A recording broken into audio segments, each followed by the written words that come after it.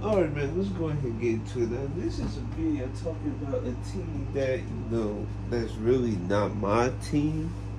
And with the start I got on, I have a big problem with them, especially since we could easily win the game. But this is not, about the type of the game. This is actually about the team heading into next year. That's the Cincinnati Bengals, because folks have, very, different opinions about the Bengals. Now, to be honest with you, the Bengals, from the last 2 years, has been having a Joe Burrow problem. And what I mean by that is, he's been ended up, getting hurt. He had, appendix surgery, the year before last. And then this past season, he had, a calf injury that he tried to play through. And he looked very bad. I'm not confirmed. He looked very bad. It's the reason why they started 5-4. And that's why they have to try to work their way back and try to be, a playoff team.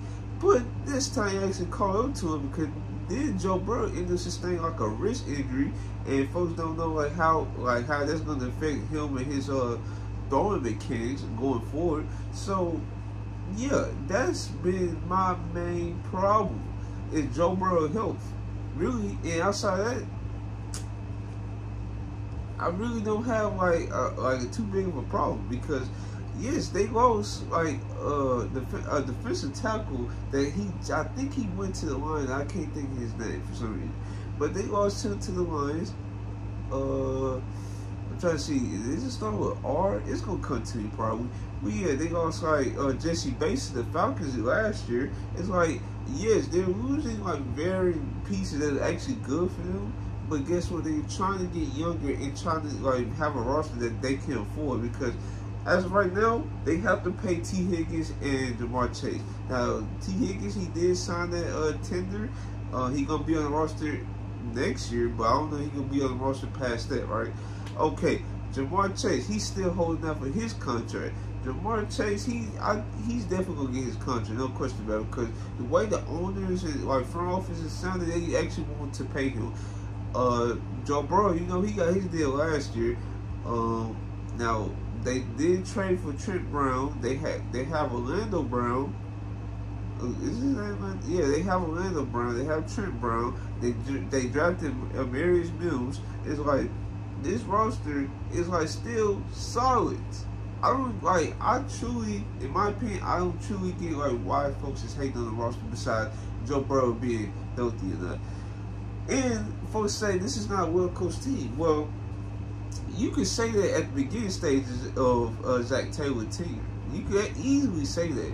But now, I want to also make this point, and before I get to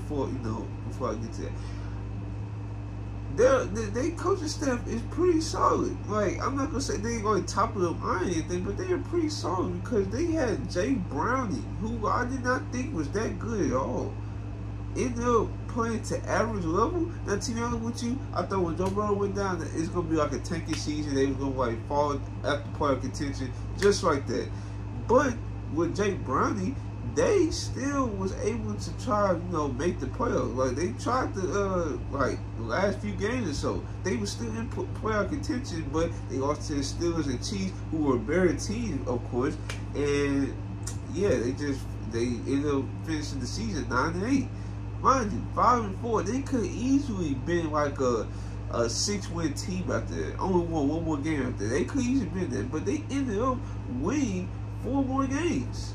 So yes, it's really nothing to. And then I think they won a overtime thrill against the Vikings or something like that. So yes, this team is very they can be very legit if everything goes to plan, right? Let's talk about the defense, Cameron Britt. Taylor, I think his name is Taylor Cameron Britt or something like that. He's a solid DB. Now, he's showing flashes. He showed flashes last year that this could probably be the season he actually breaks out, because he's a strong physical corner. He's 6'2", 6'3". He's very quick. I'm not gonna say he reminds me of somebody, because I'm not gonna front. I don't watch the Bengals like that. But when they play teams that let's say they pop up on the CBS. I see him. It was moments against the Seahawks, I believe, that he was matching up well versus DK, and he was getting DK frustrated. So yes, this team, and then they have the other corner, DJ Turner. he's definitely young. He's definitely explosive and fast. Is he going to be like, you know, actually be solid? Because I don't know if he's all speed. I don't know if he's going to be a good cover corner with that speed. We just don't tell. Is he going to be like a Tariq Wood or a smaller version of Tariq Wood? It's stuff we need to know. And they still got Dax Hill. And they still got a couple. They got Mike Hilton at the nickel. They got a couple. I'm trying to think of their safety, but it's not coming to mind. I think Dax Hill is one of their safeties, right? Nah, I don't know. But yes, this team is still can be like